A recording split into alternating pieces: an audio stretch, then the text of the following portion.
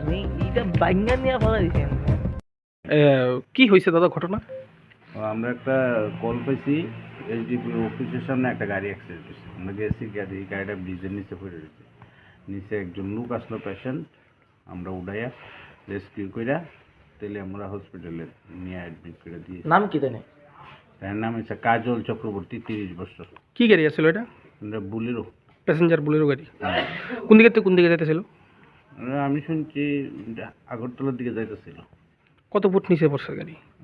আনুমানিক বলা যেত না। কিরকম অবস্থা? যারা হাসপাতাল নিয়ে গেছেন তার? মোটামুটি